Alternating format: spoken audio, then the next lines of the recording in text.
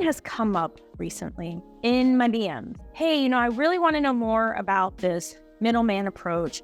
Could you help me? I'm interested in government contracting. I don't really know what I want to sell, but I want to practice the middleman approach. So there's a lot of talk around middleman approach. So I would like to really dig deeper into this. As someone who has over 10 years of federal government contracting experience, let's take a look. Before I do, you have to ask yourself, what business model do you want as an entrepreneur? Because whether it's a middleman approach, whether you're hustling something on Upwork or Fiverr, you're still an entrepreneur, period. The objective is you provide something for $1, you get back 32.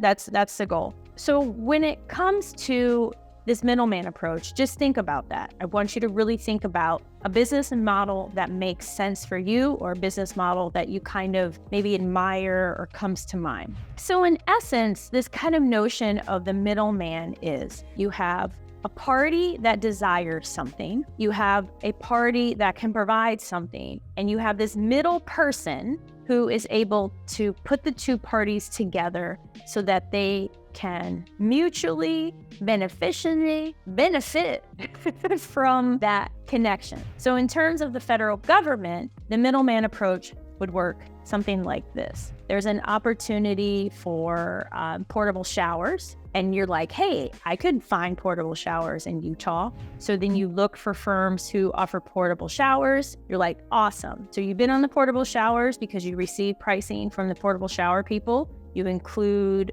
a profit. You bid. Let's say you win the work. Awesome. So you turn it over to the portable shower people. They're off doing their thing. You invoice and pay out the portable shower people. It also works the same for services involving people. For example, my flagship company was asked to provide training around making webinars and live training more engaging. So there's a particular person we had in mind to provide that training. So connected with that particular person, found out how much they would charge, provided that information to the government. This is a client we already had, so we didn't have to respond with a proposal, provided her bio, provided more information about her. We agreed upon a number, we provided her rate, and took the profits from it. So again, you have a government agency who needs something, you have people or products that are out there and available for them, and you as a middle person, you're bringing them together. So let's take a step back. While in theory, this sounds amazing because you're bringing parties together, you're adding on some type of profit, and at the end of the day, both of you are benefiting, because there are many out there who don't even realize that they could provide a product or service to the government. Graphic design, portable showers, portables, painters, roofers, trainers, cybersecurity, people who check ID, people who print IDs. There's so many different needs from the end of the federal government side that there's also this endless supply of different vendors who you could partner with and provide those services to the federal government as that middle person, right? If this middleman approach is so successful and lucrative, is IBM doing this? Is Lockheed Martin doing this? Is Google doing this? Is Amazon doing this? Is Boeing doing this? I don't really know the answer to that. But here's what I do know. Many of the bigger companies, what they will do is they will partner with a smaller firm. So for instance, there was an opportunity with IBM where they needed a bunch of IT positions. So they asked my flagship company for pricing for those IT positions. So in essence, we would have been the middle person providing the IT people to fulfill a contract that IBM was bidding on or a contract that they had. So this does happen, and it definitely can be very lucrative, especially in the staffing realm. Because going back to my initial question, what type of business model do you want, do you desire, do you think of? One of the most lucrative in the federal government is staffing, because you have continuous revenue, typically over the course of 5 years. So when it comes to business, you want to always have cash flow coming in every single month, be it from staffing, be it from maybe you have 100 portable shower contracts, maybe you have 50 road paving contracts, 17 moving contracts. The point is, often in this space, you have contracts that are what I call a one and done. You provided the portable showers, you've invoiced it's over. Where with staffing, it's often for multiple years. So let's go back and kind of place into all of this the whole middleman notion. Is this something that larger companies do? Yes. Is this something that you could do? Yes. Is there money to be made? Yes. At the same time, there are things that you have to think about, and that is the business model. If you're applying this approach to these one and dones, you're going to have to look to see how many of these one and dones are you going to need. How many portable showers, how many porta potties, how many roofers, how many, trainers are you going to need? Even with the example I provided, that was a one-time opportunity. I believe it was for 3 sessions, and that was it. The majority of the revenues that come from that client, staffing. So then you also have to ask yourself, could you take this notion of middleman and apply it to staffing? Of course, companies do it all the time. I just provided the example of IBM. It's very common. So if you're going to go this approach, you have to ask yourself, what kind of entrepreneur do you want to be? You could just provide a few and partake in some of these one and dones every month and make an amazing amount of money. There's no reason you couldn't make anywhere from 10,000 to hundreds of thousands. You could also take more of the staffing approach in this middleman scenario, where you would definitely, bring in greater revenues, because we're talking more about you are able to further grow this because you're staffing, right? So you could quickly bring on a ton of people under different staffing contracts. The other opportunity is sometimes the middleman acts in both positions, as the person providing it and they're the middleman. So here's what I mean. So there have been times where we partnered with an agency and they wanted an IT expert. So that IT expert provided expertise, but they also owned a company and they were making revenues off of the people from their company that they also had working on the work for that agency. So kind of, I don't know if you call it double man or middleman squared.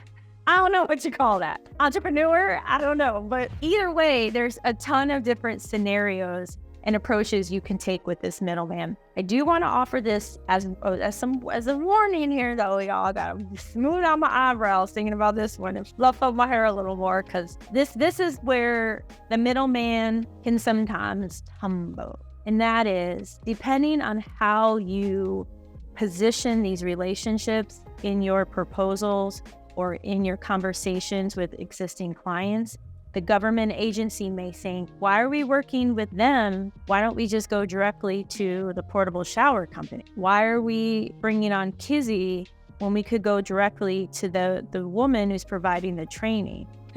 So we gave the contract to Julia's company, but Roberto's company, the subcontractor, basically they're doing all the work. Now, some of you may already be thinking, but wait a minute, you have to do 51%, and I got all of that, right? I'm speaking from things that really happen, right? Just my experience, right or wrong, I'm just sharing. And often that's the mindset of the federal government. That's why government mindset is so vital in this space. And so what will happen, I've seen this happen because I have been on both sides of this, where it benefited me and also where I lost work, because they start to ask themselves, well, if Kizzy's doing all the work, why don't we just give the contract to Kizzy, to her flagship company? Then there were times where they were like, well, if Diana's providing all the training, why don't we just give Diana a contract? So in these type of scenarios, you have to be very careful about how you present yourself, because sometimes this middleman approach is presented as you bring the parties together, you get your profit, bam, moving on to the next one. Yeah, and what value did you offer? Because you responded to the opportunity? Okay, but there's still client relations. You still need to check in with the agency.